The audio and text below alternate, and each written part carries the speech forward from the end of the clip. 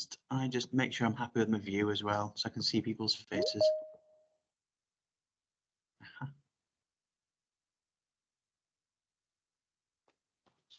I'll give till 2 minutes past. How's that?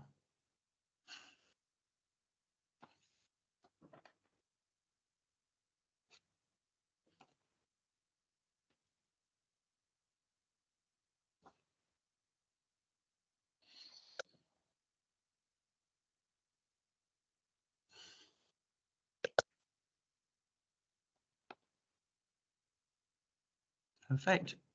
Well, should we get started then? Thank you very much, everyone, for joining us. I can't see everyone's names and faces because we've got the content up, but a few names popping up that I certainly recognise.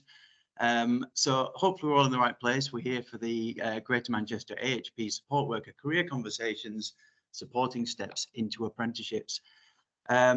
A little introduction from myself for starters. I'm not going to introduce the rest of the team. We'll do that as we go along, just in the interests of saving a little bit of time. But for those of you I don't know, my name is Tom Curtis. So I'm a physio. I work at Stockport. But for the last 12 months, I've been in a PEF role. I was seconded into a PEF role, and I was also the GM AHP Workforce Steering Group's subgroups chair on apprenticeships. So a bit of an interest in apprenticeships from myself, and at Stockport, that's been a big part of my role recently. I've been implementing some apprenticeships here. So I'm going to kick the session off. A little bit of housekeeping. Can everyone please introduce yourself in the chat box? That would be really helpful. We will hopefully be able to share the slides at the end. So that will be through the chat and the names in the chat. Please be on mute during the presentation. You've skipped on. And then, thank you, Rachel. There is an opportunity at the end for Q&A, so we've allowed for time for that. So please put your questions in there. And during the Q&A, use the raise your hand function. Like I said, we will share those the slides at the end for those who want them. Thank you, Rachel. This is our plan for the day. I've got 10 minutes. I'm going to try and keep the time, so I will rattle through it. And then, like I say, I'll be passing on to Gabby and working through there. Next slide. I don't need to go into any detail on that. So this is, what do we know about our support workforce? Well, we're growing. That's the starting point. Looking at the numbers there. Oh, you skipped again. We're growing. So the numbers are growing. You can see the top chart there. We're growing over the last few years, and we'll continue to grow. So that's a real positive. Looking at our banding, which is the bottom left there of the screen, we've got a healthy balance of banding, and we could probably debate what the demographics are going to tell us or not tell us about our AHP support workforce. But just looking at age band there, you could interpret that perhaps we're not attracting a younger generation into the NHS. You could potentially. Looking at our ethnicity, it's a difficult chart to follow, but there is it's the size of the dot that indicates the number of people. Ooh, what's happened there?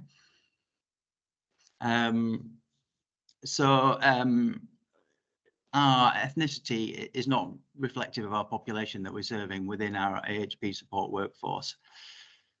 Next slide, please. So looking at some of the national drivers, the NHS long-term workforce plan sets out some really ambitious targets for apprenticeships. 80% of ODPs, therapeutic radiographers and podiatry trainees through apprenticeships. That is a huge ambitious target. Looking at up to potentially 50% of paramedics, diagnostic radiographers, OTs and dietetics and prosthetists and orthotists. Again, really, really big stretch targets, and then perhaps looking at 5% of the speech and language and physio. Also, it talks about the expansion and development of support worker roles, which is why we're here today, and developing the support worker roles into the MDT. The NHS People Plan, again, talks about creating, looking after our people and creating that belonging within the NHS, and that's really important for our support worker roles. Next slide, please. I'm just trying to whiz through this bit. I think you probably already know it all. We'll have the next slide, please, Rachel. Thank you. moving on to our role as anchor institutions, we are anchor institutions. Looking at our percentage there, we're over 6% of the jobs in GM are NHS jobs. We're a huge part of our communities. It's in the NHS long-term plan about how we can widen participation. It's in the people plan. Apprenticeships are a big part of that, about creating those pathways into the NHS, working with schools and colleges, inspiring our younger people, inspiring our population into the NHS, and creating a career pathway so they can progress. Next slide. Oh, I am rattling through it. Rachel said she's going to be very strict on time, so next one, please, Rachel.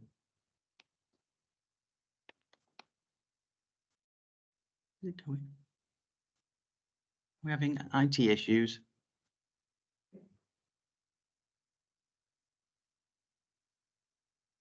Yeah. And again, not to tell people things they already know. There's a lovely line in the GM People and Culture Strategy about taking people from entry level to board level, and this for us today is about that start of that career pathway.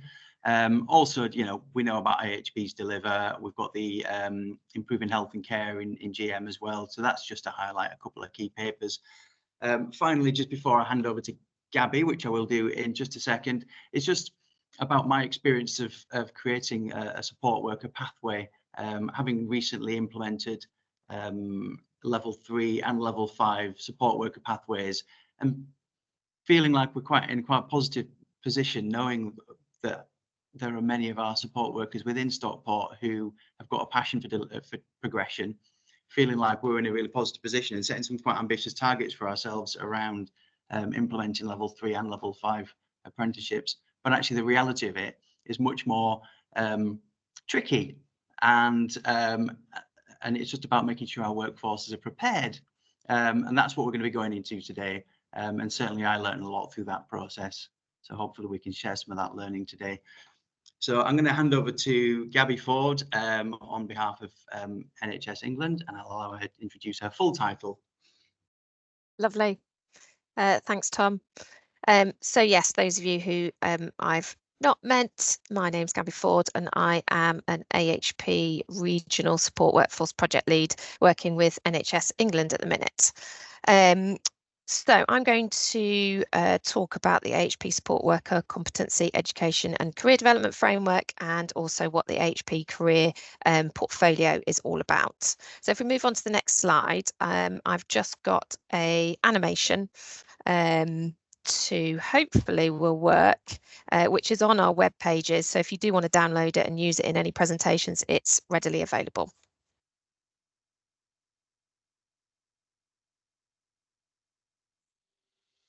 Our allied health professions support workforce play an integral role in delivering safe and effective service users across health and care.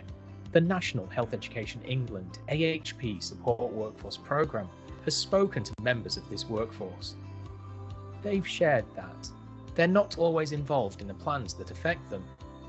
There's a lack of clarity and consistency in requirements and responsibilities between roles, and many want to see clearer pathways for career progression. We need to ensure that our AHP support workforce have the right knowledge and skills, are supported by training and education, and have equitable access to opportunities for career progression. For all of these reasons, we're working closely with our partners to recognise, celebrate and maximise the roles of AHP support workers, assistant practitioners and technicians across England. At the heart of our work is the Allied Health Professions Support Worker Competency, Education and Career Development Framework. The framework is designed to support access to education and career development pathways. It helps employers, networks and integrated care systems to plan, develop and deploy the AHP support workforce in health and care services. It strengthens the development of apprenticeships, and it enables excellent care to be provided to people accessing our services. We've also published a range of resources to help implement the framework. Our work will ensure that patients, service users and their families and carers have access to a skilled and well-trained support workforce. This workforce will have a defined role within their teams and have access to development structures for opportunities to follow rewarding career pathways. Services and systems will have the tools to address the current variations in support workforce roles, banding and progression, with this workforce being at the heart of improvements in service delivery and transformation, including new models of care. We're working collaboratively with the AHP support workforce, employers, NHS England, Royal Colleges, professional bodies, trade unions and other stakeholders. Our collective action will help to improve education standards, access and uptake for this workforce, grow the AHP support workforce alongside the registered workforce, improve retention and reduce vacancies, and improve the diversity of the workforce. Together with our partners, the AHP Support Worker Competency, Education and Career Development Framework has been developed as a key vehicle to achieve the programme aims. Find out more about this programme and the Competency Framework and how it can benefit you by visiting the Health Education England website and searching for Developing the Role of AHP Support Workers. Brilliant. Thank you. Thanks, Rachel. So although that website was, and we did put that together when we were still Health Education England, that website is now NHS England, and you can still find it under that Developing the Role of AHP Support Workers. And as I said, you'll find the animation there and it's free to download and use if you would find that helpful. Okay, so I just wanted to touch briefly on why this is important, and I think this case study really sums it up brilliantly. So this is Bill and Kim. Bill got excellent care from Kim, podiatry support worker, as a consequence of her competency to be able to deliver care that was patient-centred. And Bill felt listened to because Kim adapted his treatment according to how he presented on the day, rather than what she was expecting, and she had the ability to provide reassurance and escalate his care as required, and that was the case once when he attended clinic. And he really did feel that she knew her job and she was very competent and confident in undertaking her job. And this really does underpin the aim of the programme, to really ensure that our support workers have the right skills to deliver appropriate care by having equitable access and opportunities to really develop their career and access those career development opportunities. Kim is now a podiatry degree apprenticeship programme of an apprentice, and just really to highlight that people do remember how you make them feel. So if we move on to the next slide, please, Rachel, that'd be great. Now on to the framework, which is what I am here to talk about.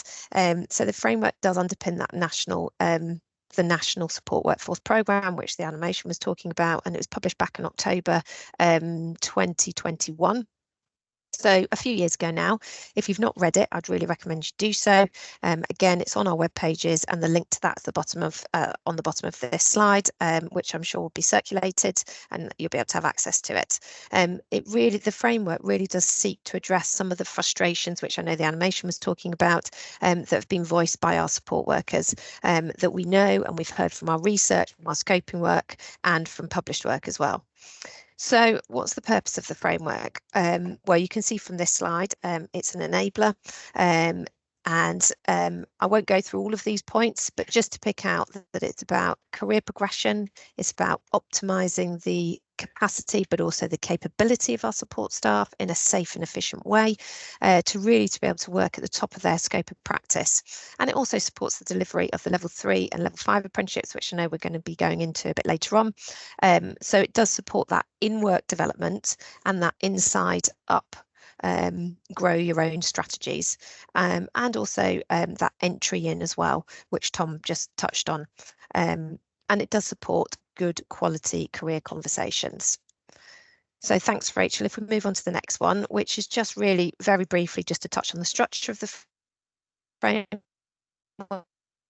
8 domains if you haven't dipped into it yet, and these domains are ensuring that development opportunities across all the 4 pillars of practice. So it's not just clinical, it's about leadership, it's about education and research, and it's progressive. So it moves from support worker level to senior support worker to assistant practitioner. Next slide, please. which leads me nicely onto this slide, which is about progression. So this is about the framework and how it impacts staff recruitment and that progression of existing staff.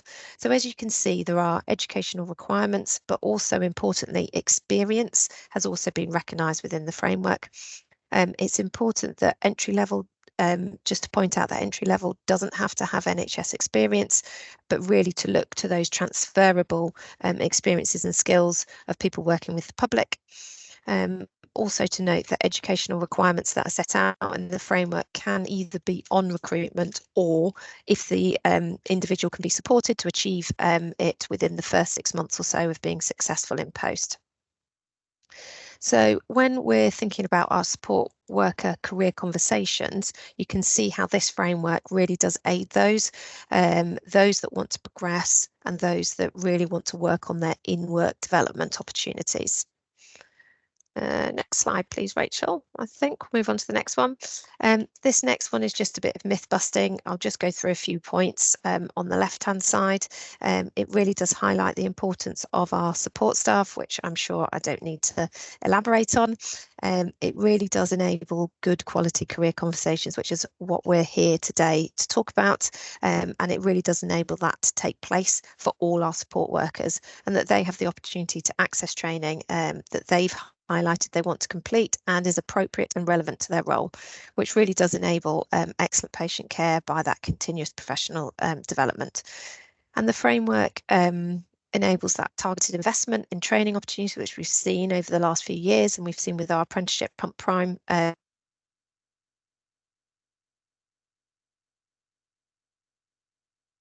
exercises and research. Our support workforce really do want to see greater investment in their training opportunities and their career development. And then finally, just to say that the competency framework was developed in collaboration with the existing national job profiles for our support workers. Naomi McVeigh and Richard Griffin worked really hard with the NHS job evaluation group, really to ensure consistency, and that this framework sits alongside complementing the national job profiles. Next slide, please, Rachel. And now I'm just going to briefly touch on the career portfolio. So this career portfolio really is a fantastic resource to help and aid those career conversations. It maps the AHP competency framework within it. It auto-populates.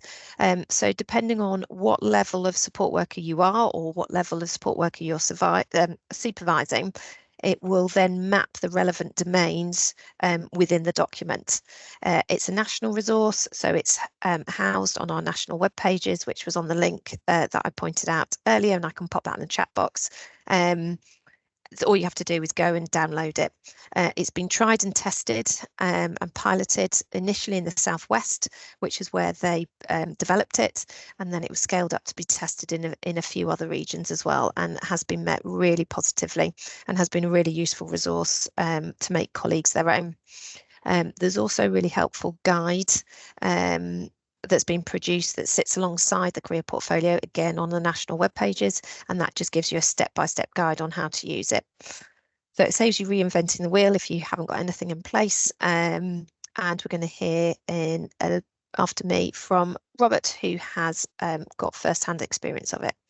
And then if we just go on to my final slide, I know these were mentioned in the animation, but I just wanted to flag again that there are lots of resources out there to help you. Resources around understanding education and development, resources around creating learning cultures, and of course you've got your apprenticeship leads and education leads within your respective trusts as well that you can draw on. So my final slide, just to say thank you, and I'm now going to hand over to Robert, who is a senior rehab assistant in South Manchester, as I mentioned, and he's going to talk about how he's used the career portfolio. Over to you, Robert. Okay, thank you. So yes, my name's Rob Jones. I'm a senior rehab assistant with the Integrated Community Rehab Service in South Manchester. I'm a band 4 rotating through we have the 4 teams here, so I'm currently with the 4s team. So what I've been asked to talk about is my experience with the career portfolio. So I'll explain for what the career portfolio is. Essentially, I've been in some working groups in terms of implementing the support framework in support workers in South Manchester. And as part of that, I was asked to have a go at using the career portfolio with the manager. Jenny unfortunately can't be here today, but to go basically give it a trial, go through it and see how we can implement it within our current supervision structure and appraisal, everything like that. So we go to the next slide. So I started to use the support worker career portfolios about 6 months ago, and we decided the best way for us to use it within our current structure would be to use it alongside my supervision. So I get supervision once a month with my manager, and we decided that we would. So the career portfolio is made up of the 8 domains that were mentioned earlier. And so we decided to pick a domain for each like session, so that obviously because it goes into it in quite a lot of detail. So we thought we'd pick a domain for each session. So for example, the first one we did was the formal knowledge and experience. So I looked at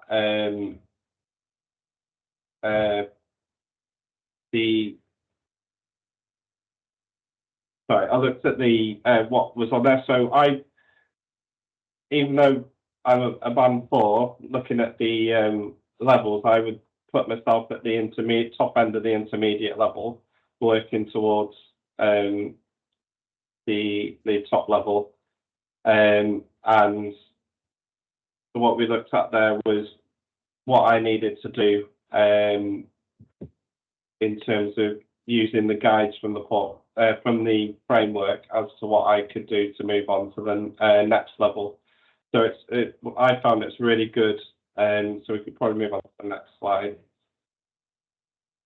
And so I found it as a support worker really good at identifying where I needed to be at the next level. So for my personal goals is to get myself ready to apply for one of the degree apprenticeships as a occupational therapist or physio or something like that whichever when they become available. So I have some work around to do that, but what it helped me was to recognise where I needed to be. So especially that formal knowledge and experience in domain 1, helped me sit down with my manager and look at what did I need to do to achieve meeting that level. But then also what's good is, like it says, it involves your experience and everything like that. So when you fill out the portfolio, you can write down evidence of so not necessarily just your academic stuff, but also what experience you have.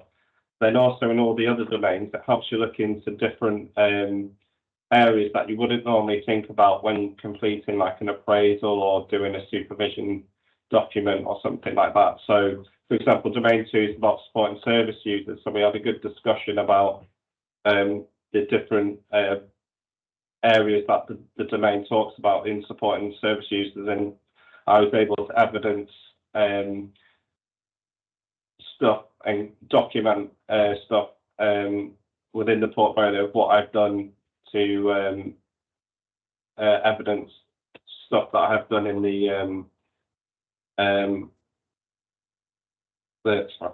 within the different areas that it mentions in the domains.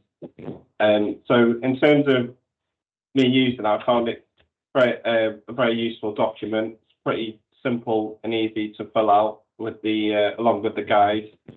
And I know that my manager has found it really good in helping to focus me on certain targets and goals that I would like to achieve on the to work towards, and also for them to be able to monitor what I've been doing and and things like that.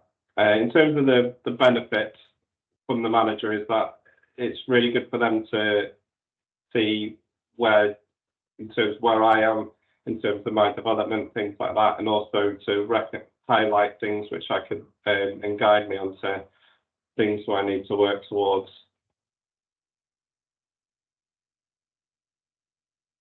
Right. And it's helpful to go with the annual appraisal as well, so it's something that could be ongoing with that.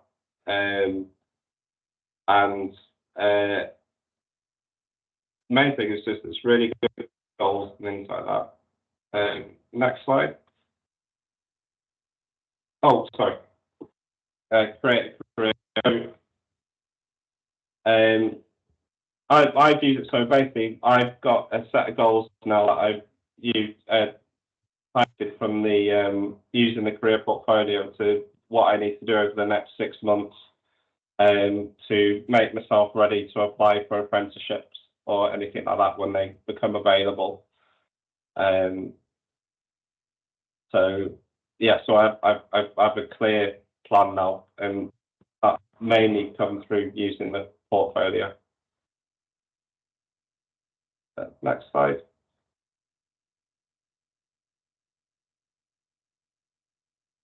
Oh, sorry, yeah. So I'm going to hand over to Rachel Hemingway, who's the GM AHP Workforce Lead.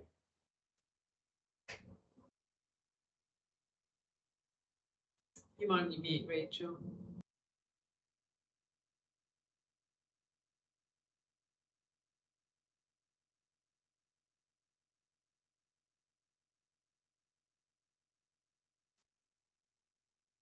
Sorry, it's because I'm trying to manage the slides as well as everything else. So hi, everybody. Yes, so I've been working as Greater Manchester AHP Workforce Lead. Really appreciated those insights from Robert just then about using the career portfolio. I'm just going to, as it says here, briefly introduce you to the apprenticeships that are available for our AHP support workers. I've been working as AHP lead for Greater Manchester over the last year on several different work streams, but 2 of those have been apprenticeships and support workforce. So I'm really pleased to be able to bring those 2 things together here. So first of all, you've got a sneak preview of our Greater Manchester Allied Health Professions strategic approach to apprenticeships, and we really are focusing in on those for our non-registered AHPs because we see that as our priority area of focus. And what we're aiming to achieve going forward for the next couple of years is to have a unified strategic approach to apprenticeships for the non-registered AHPs in Greater Manchester so that we can achieve equitable and measurable growth of these AHP apprenticeships across our integrated care system.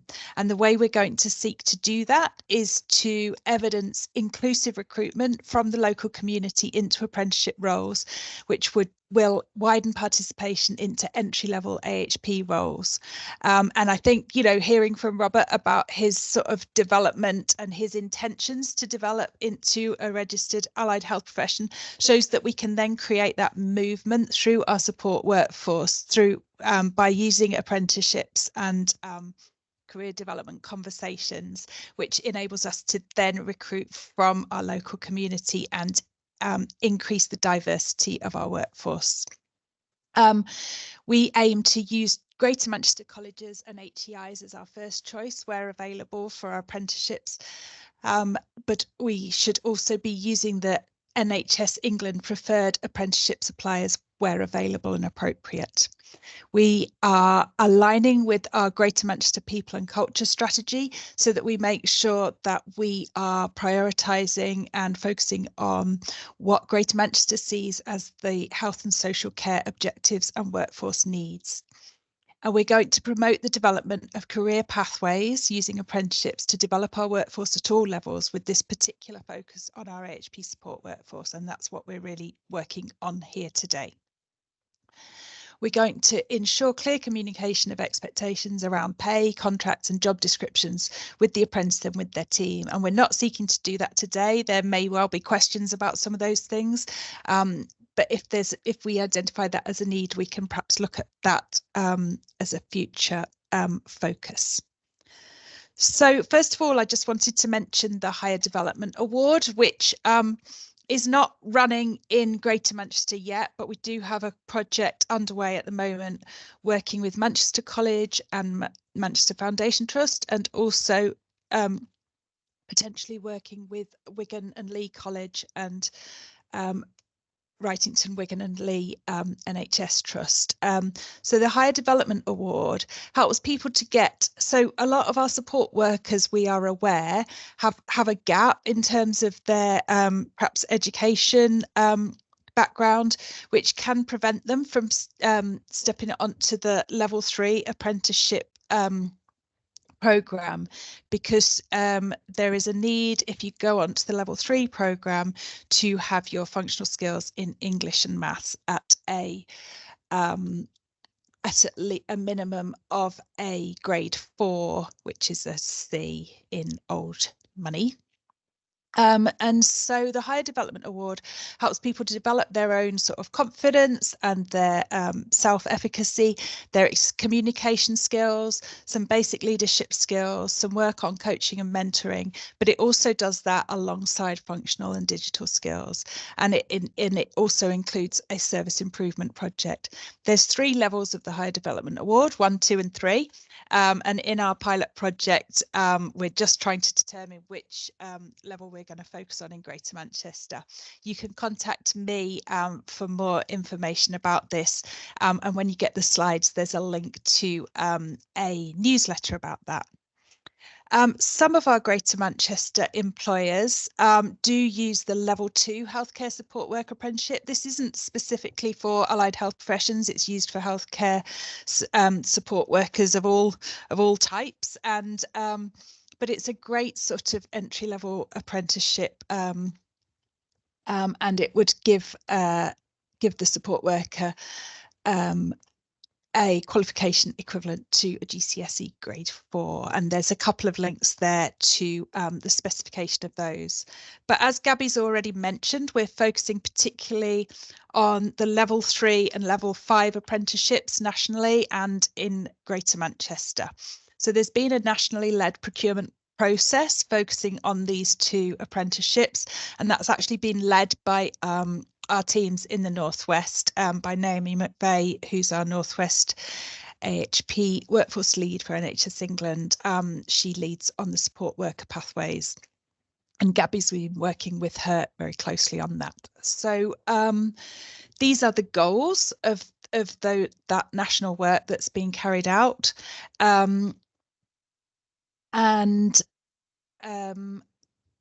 I think it really ties in with what we've been talking about so far. So if we look at the level 3, as we know, our senior healthcare support workers provide clinical, therapeutic or diagnostic care under direct or indirect supervision of a registered healthcare professional. So the benefit of using the level 3 apprenticeship programme is that somebody can really develop their skills, really clarify their learning and be able to, work to the top of their scope of practice as an AHP support worker. We have to keep sort of stressing the level 3 apprenticeship does not align to a banding, so you wouldn't necessarily be a band 3 support worker to do the level 3 apprenticeship. It's an education level rather than a sort of NHS banding level. As you can see here, it takes 2 years, and it gives you that diploma in healthcare support, and there's a link here to some more information about that programme, and we're going to hear from a level 3 team who is using the level 3 apprenticeship in a minute. Our Northwest providers of the therapy and theatres pathway for this apprenticeship are HCRG and Riverside specifically. The level 5 programme is an assistant practitioner programme, and it gives the learner a foundation degree as an assistant practitioner, and we have courses in the Northwest in Bolton, and I know Helen Higginson from the Bolton course is here on the call if you have any questions about the assistant practitioner course. And we also have a course in UCLan, and both of these courses have been procured and are have been sort of, you know, authorised as the meeting the standard for this apprenticeship. I think that's so, yeah. So what we've done with the assistant practitioner programme is we've tried to align it with degree programmes, as we have done with the level 3 as well, so that learners who have done a level 3 or a level 5 should be able to APEL, which means use the accreditation of their prior learning onto a degree programme, and whether that is a sort of direct entry degree or an apprenticeship route level 6 degree programme. So the national team have really been working hard on ensuring that these apprenticeships do align and then bridge into the level 6 apprenticeships. And in Greater Manchester, we're particularly focusing on these degree apprenticeships: occupational therapy, podiatry, operating department practitioner and diagnostic radiography. This is aligned with the long-term plan, which is also saying, if you look at that in detail, it has a sort of higher expectation of number of apprentices in these roles going forward. And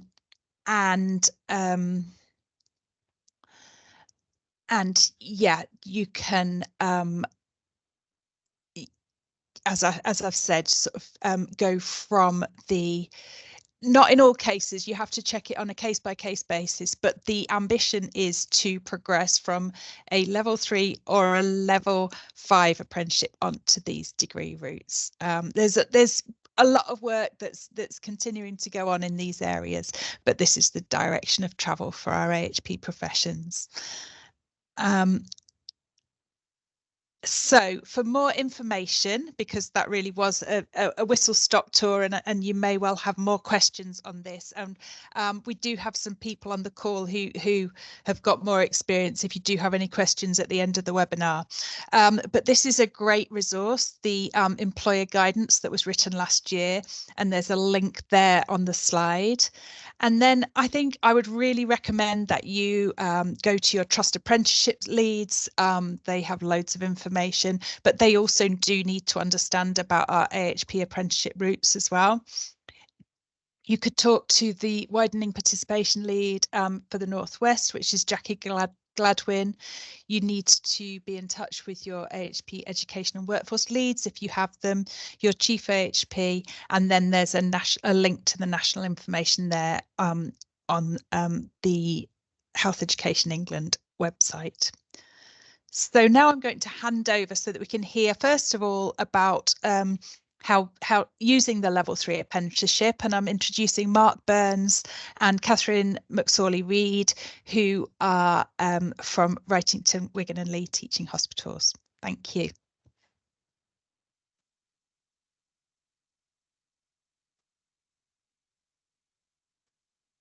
Okay, so my name is Mark Burns. I'm the Education and Training Lead for perioperative care at Wrightington, Wigan and Lee. So I've been invited to talk to you a little bit about our experiences from using the level 3 senior healthcare support worker apprenticeship programme that Rachel briefly touched upon in her presentation. So we've been using the level 3 senior healthcare support worker apprenticeship for a number of years now, as a way of developing and supporting our theatre assistants. So we've used a number of different providers over the years, and we've learned quite a few. We've learned quite a few lessons really on what works well for the learners and also what works well for the service. So I'll invite Cathy just to go through her experiences with her level 3 apprentices or band 3 theatre assistants from a post-anaesthetic care perspective. Hi, thank you. So over the past few years, we have developed our level 3 apprentices into band 3 roles. These are mainly based within the post-anaesthetic care unit or the recovery unit within the theatre department at Wigan.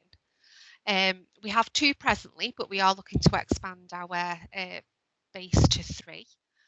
And now these healthcare support workers, we call them clinical support assistants, and they have a direct impact on our patient flow, and also they provide us with a cost saving aspect as well. So they support our patients through theatres, because I'm sure everybody is the same. There's always a pressure on beds, providing beds for our patients. And when we need a bed, there isn't always one available. And because we're a theatre department, we have quite a fast turnover of patients. We have several operating lists, which, you know, we have some day cases and some patients that need beds. Now, if we can step down our patients who we are considered recovered from surgery to our band 3 clinical support workers, and then frees up the qualified member of staff to go and put their skills into a patient that needs us from theatre. And in this way, it supports the patient flow through theatres by preventing blockages, because that patient then can sit with our clinical support worker for a period of time until they then found a bed or they can move on out of our department.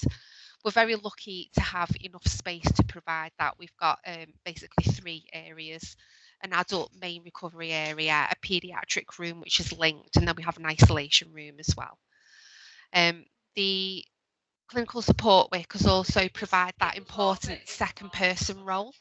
So when we have a patient who is suffering some post-op delirium, they might have dementia, there might be other issues that are going on, they provide us with that secondary support, which is essential, that would otherwise be tying up a qualified health professional that is needed elsewhere to support the patient flow. The other initiative that we found by using our extremely valuable band 3 staff is when we are looking after our paediatric patients, because our staffing ratio for paediatrics is 2 staff to 1 patient, just for the nature of the patient needs. So they provide that secondary support as well for our paediatric patient through flow. Originally, before we had these roles, that would be another band 5 staff that would take up that secondary role. And now through training and experience, we've managed to support our band 3 staff to take that secondary role, which also provides a cost saving in our establishment. We are looking at expanding what they can do into a more anaesthetic support role as well, in that they will support patients moving from the patient reception into the anaesthetic room and supporting the patients and the practitioners in the anaesthetic room as well. Mark, do you need to add anything? Yeah, that's great, Kathy. Thanks very much. So from a challenges perspective, I think Kathy's touched on quite nicely the successes, but I will just follow up on that shortly. So from a challenges perspective, I think that the main thing over the years that we've experienced is attrition. And I think that we've learnt some valuable lessons around preventing attrition from the programmes. So very often our colleagues are very ambitious when they first start a programme. And then as the work becomes more complex, sometimes learners may need additional support. Obviously, our further education colleagues are invaluable in providing that motivation and support for the learners. But I don't think this support from a clinical perspective can be underestimated. So in relation to attrition, I think the main areas of support are in relation to, again, what Rachel touched on, is around numeracy and literacy skills, namely functional skills. So I think it's quite important from a candidate selection perspective is to have a good understanding and assessment of the candidates or the prospective apprentices starting point from numeracy and literacy. So one of the things that we have learned is that it can be very challenging when apprentices are trying to complete their functional skills, maths or English or both on occasion, alongside the level 3 diploma coursework as well. So it's something to consider because, you know, I'm sure none of us would want to set a prospective apprentice up to fail in any way. But candidates do need a lot of support if they're embarking on a level 3 apprenticeship without that GCSE grade C or level 4 in maths or English. So that's something just to be mindful of. I think the other important thing is to remember that the level 3 programs for our apprentices do remain employer-led. So when we work closely with our further education colleagues, you know, we do have a requirement where they do something called a fly-in faculty, which is where our further education partners actually deliver the theory sessions on site. It makes it easier for the apprentices. We run our programs so that it is they have fortnightly sessions, and that ensures that the candidates and the apprentices have regular contact, direct face-to-face contact with their tutors. They also have regular, that provides us as employers with an opportunity to meet the tutors on a fortnightly basis so that we can discuss any concerns that we may have. The classroom content is really important. I think some FE colleges do like to provide a lot of support using blended approaches and online approaches, but again, you know, it's really important that we don't underestimate the importance of that face-to-face classroom contact as a support mechanism. The other areas of support that we found, or other areas of challenges, is utilising further education colleges apprenticeship software, things like Smart Assessor, OneFile. I would really recommend that that clinical colleagues who are supporting the apprentices fully understand how to access and utilise the software packages that support apprenticeships. And again, you know, that as clinical colleagues, we're in a position to be able to support our apprentices with using this software, because it can be a challenge, particularly in the early days. Mark, can you wrap this bit up now? Yeah, sure. Yeah, thank you. Yeah, and I think you know, from our perspective, what we've been able to demonstrate is that our support workers, our AHP support workers, may not have UCAS points, but when they do successfully complete level 3 diploma programs, they are genuinely ready to take the next steps, whether that be level 5 or level 6. And we have got a number of apprentices that have come through the level 3 route and have gone on to complete their level 6 degree programs, some of them with first class honours, and become registered operating department practitioners. So we've had the successes. Hi, now I'd like to hand over to Naheed Ahmed, AHP Lead for Education and Workforce at MFT. Thank you, Kathy. I'm going to hand it over to Tom and Fiona. I think you're coming in next, just before me. Is that right? Yeah. So thank you, Kathy. But I'll hand it to Tom and Fiona.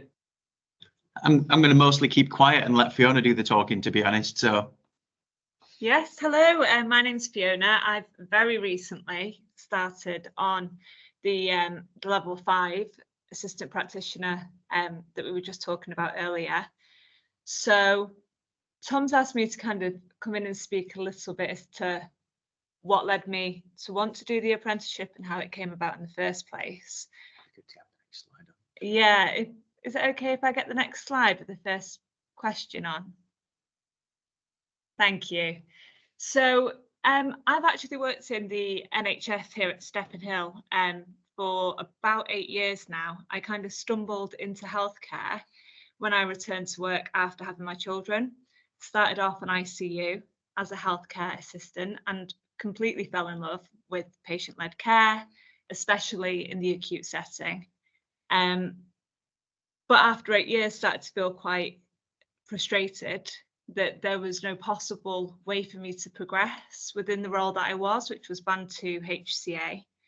So I began to look for progression within my own trust, which saw me move over to Band 3 therapy assistant with physio, which was a nice sideways step because there's a lot of things that I'd done in ICU, especially in high dependency, which was very much rehab and understanding the process and the importance of rehab.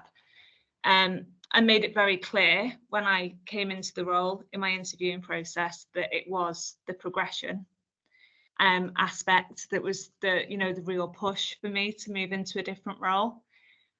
So that led into a conversation where Tom was very aware that progression was something that was exciting to me, and getting Band 3 was lovely, but that wouldn't have kept me here for 20 years. Even though I love the job, it's not enough. I want to progress. My kids are getting older now. I want to have a job that I can move forward in, but I don't have the necessary qualifications already in the drawer. So without something like this apprenticeship, there would be nowhere for someone like me to go in the NHS unless I left work. I went into full-time education, which isn't affordable for me to do, and probably won't be in the next kind of decade. So there was some informal chats. Like I say, there was a chat right from the start when I came into the role. And very much that was the conversation. Like I am more than happy to have a few more years, getting my kind of functional knowledge of this new role. But I do want to progress. And if there are opportunities, I'm interested. So please tell me. And that was the kind of conversation that gradually was had consistently from me starting the role. Are you comfortable in your Band 3? Do you feel ready yet to move on to taking on a little bit more? I was. And that's when we kind of started talking around what this apprenticeship meant, what it would mean for me. Again, being very honest about kind of if you could, manage it, time management, what would be expected, and then went from there. So we can go on to the next one. Has my role changed? Yes, massively. And the rest of the team know, obviously, that this is a step up from the Band 3. So there's some more supervised autonomy, if that makes sense, and trying to kind of give me the confidence to step out a little bit more, starting to use clinical reasoning, starting to make decisions, which obviously are then checked and kind of made sure they're the right ones by the team that I'm working within. But the biggest change has been obviously going back into an educational route after so long. And I think I need to come in on this next slide because this is about the service. So this is putting my other hat on as one of Fiona's team. We're kind of on a journey really with our Band 4s. Probably about 2.5, 3 years ago was the first Band 4 we implemented in our large medical and surgical therapy team. And that Band 4 had a real marked impact in terms of capacity for our team, and actually being able to create a caseload that the registrants don't necessarily get involved in. There are now patients on that pathway who will never see a registrant, and they only see the Band 4. Well, that person's in a technical instructor role, but they essentially only ever see that assistant practitioner, which is fantastic and creates a lot of capacity. But also, like Mark and Kathy were saying, it's a cost saving as well. That was a big part of it. It was a skill mix to create at the time from Band 6 roles, a Band 4 and a Band 7. So we gained a Band 7 OT and we gained a Band 4 TI. So it was a win-win. And so we're kind of continuing that journey really, and this is part of that journey. We're now up to 3 Band 4s, of which Fiona is one, and it's about that freeing up capacity, using our money more wisely, creating pathways. There is a big chunk of our work and our patients who they don't necessarily need to see a registrant. They may need to do, but we've now developed a workforce who can work within that remit and escalate things as they need to. It's been a real win-win for us. I think there's one more question, isn't there? That's for you, Fiona.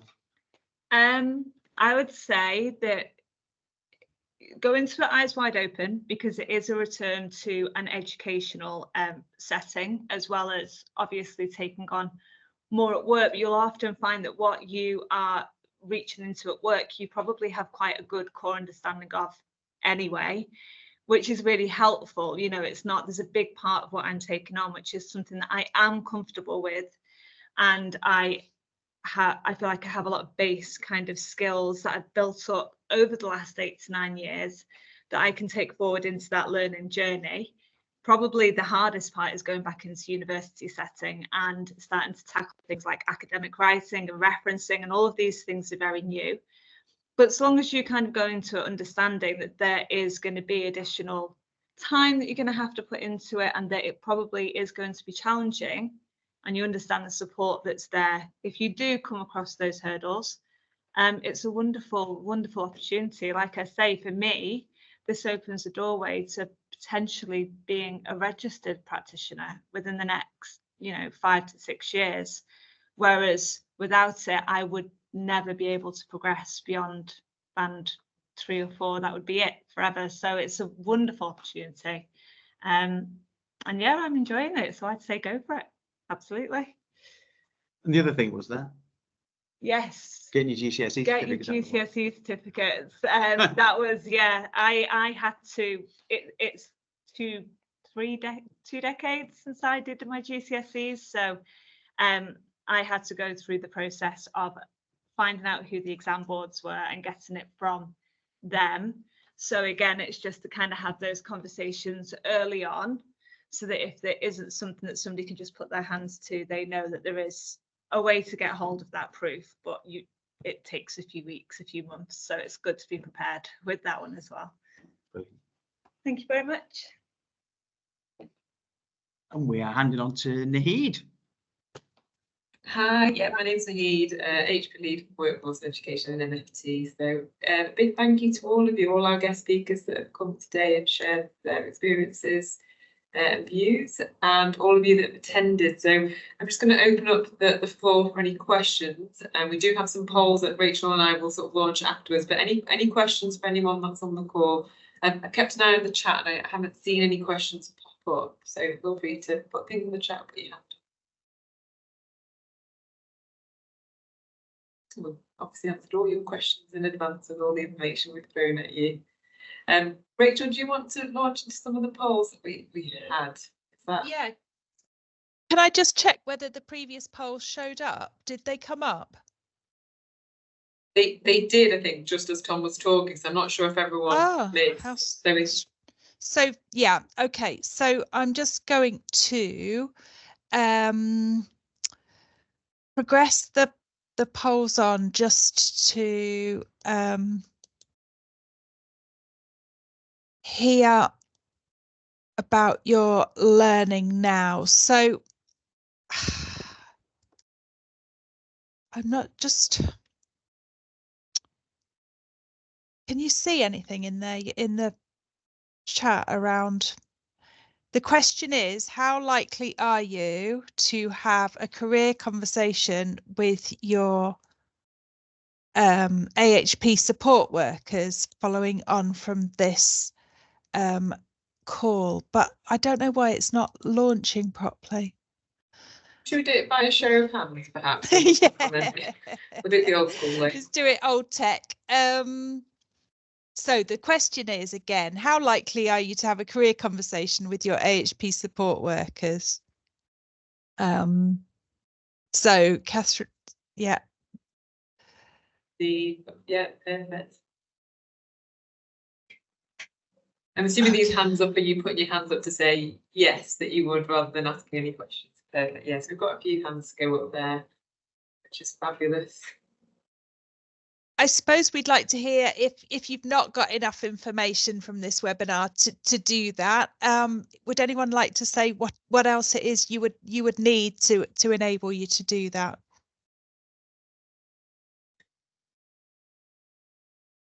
Okay. Yeah.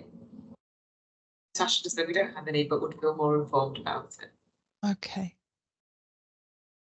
Elaine's got to go. Okay. The next question is around, so just whether this has enabled you to be more likely to use that level 3 or level 5 apprenticeship. whether you feel better informed from the webinar to use the level 3 or level 5 apprenticeship. Any comments or around that? Just to say, really, from our perspective, Rachel, is the level 3 is highly valued because it gives us that link between further education, higher education. Yeah. And I think it's that lovely sort of career escalator. It allows people then, once they've completed the level 3, for those that we think are ready, can step straight in at level 6. Sorry, a level 6 program, you know, starting at level 4. But also there are people who may want to do things, access things like nursing associate or assistant practitioner. Great, thank you. And then we'd also like to know, why is it not launching? It's really annoying because I want to get a sort of yeah, I'd really like to see the sort of visual feedback of this. But again, answers in the chat or just speak up. Is there anything that you would like further support with from Greater Manchester sort of leads with support worker apprenticeships?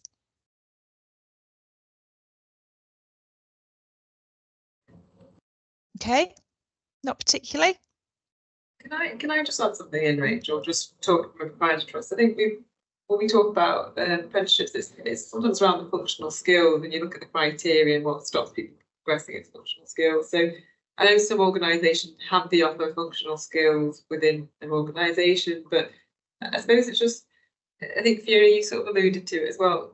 Is the expectation for you to do your functional skills as you're doing the apprenticeship, or before you you start? So it's that sort of support to access those functional skills, I think, around Greater Manchester, because I think there'll be lots of people on this call, and I know me and Robert have this conversation, is you want to do this, you want to do this apprenticeship, but there's this barrier here, and it's accessing those functional skills that will allow you to then catapult into the next step. So I think that's something that's probably lacking, I think, in some organisations. That's that physical support to offer functional skills.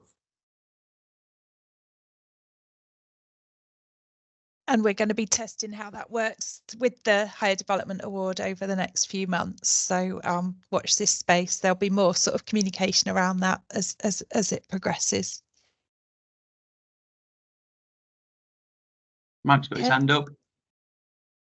Yeah, one thing I'd say with the functional skills is the colleges often do like a pre-assessment, and some colleges are a little wary of accessing candidates if their functional or level of skills are too low.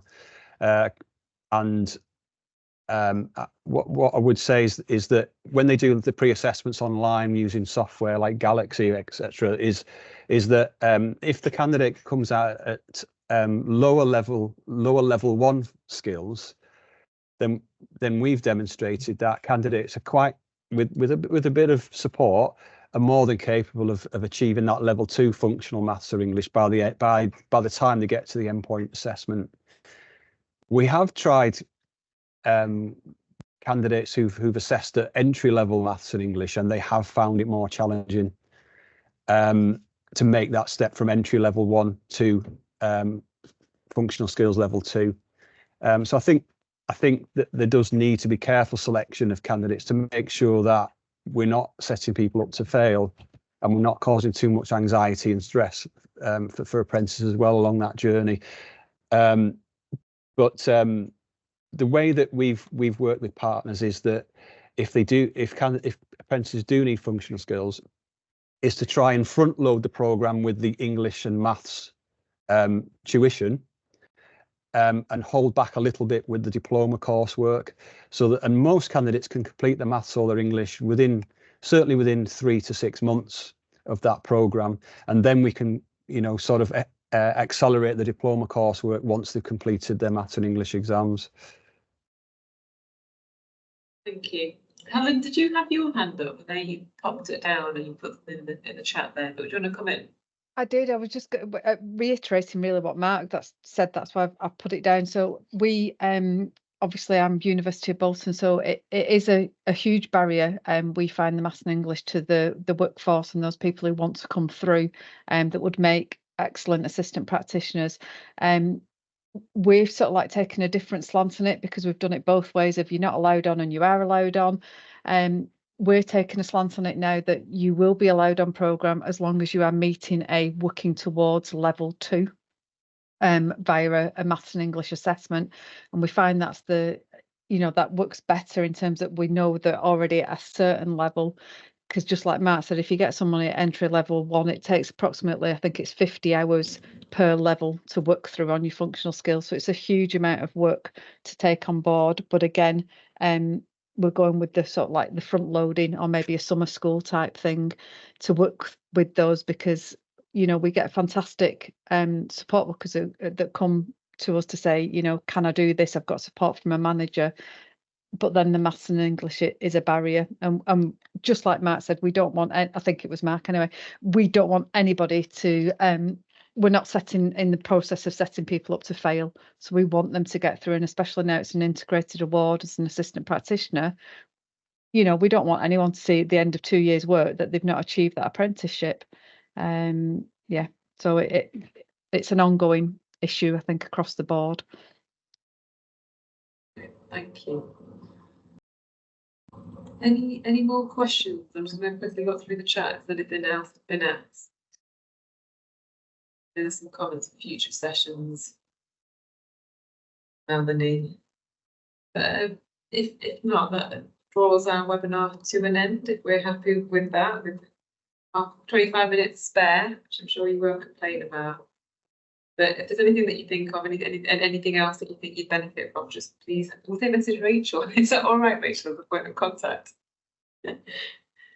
Yeah, that's fine for the next fortnight. I'll put my let me just put my email in the chat, but my email address may be changing after that. Thank you all so much for coming. I hope you found it helpful, and stay in touch. Thank you. Thank you very much. Pleasure. Bye. Bye now.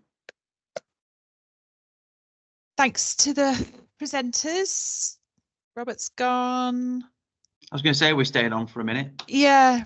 Well done, Just us three. Fiona and Tom. That was lovely. Yeah, really good. Really good. Really powerful. I was getting goosebumps when Fiona was talking. Honestly, it was so good. Yeah, you did a great job. I think Really that was good job. That was exactly what we wanted. It's Support true, workers' though. voice. I said that to Tom, that it's an easy thing for me to talk about, because I was literally, I am that person. It was very much that, like, oh, I've kind of found myself in a role. I love it. I love the people. I love the MDT aspect. Yeah. But there's nowhere for me to go. Yeah. And it doesn't matter how good I am. It doesn't matter how hard I work. Exactly. And I kind of, and even the band 3 was like, it was lovely, and I was very grateful to be given it, but it was still just a sticking plaster. I know. Like, well, in 5 years, I'll feel the same way. I know. So it really is like, it's an easy thing for me to whack. I think, and I think there's so many people like you, but you, you communicated that really, really beautifully. Thank you so much. You're welcome. Thank you. Gabby, if it hadn't been for the NHS England funding, we'd have never got it off the ground. Which I know is it's great, been challenging. isn't it? Well, it Backwards has, and but forwards with it. yeah, but there we go. That's why, Fiona. That's why it's there. Such an opportunity. Very, thank you. It's very life changing. It's great. It's very exciting. Yeah, there's going to be more as well. Yeah. Well, that's. I know we've frozen, and that's the plan. It's like I've suddenly got a 4-year plan. 4 or 5 year plan, which there was no plan. So it's a wonderful opportunity for people to, just be able to get a career that you're capable of, but you never would have got otherwise. It never would have happened. So thank you very much for the opportunity. And you're going to be an OT one day, aren't you? Now, absolutely. Yeah. One day you're I'll be all green. be in a green trim, doing one of these types, saying, "Well, I started off." Yeah. I mean, You'll be in even if Rachel's you don't, position.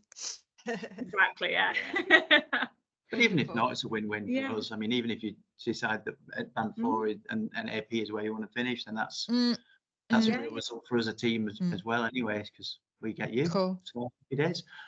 Yeah. Okay.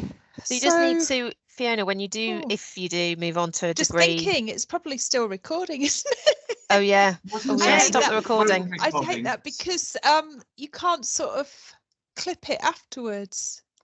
Well, You I can, don't. but it's a faff. I don't know how to.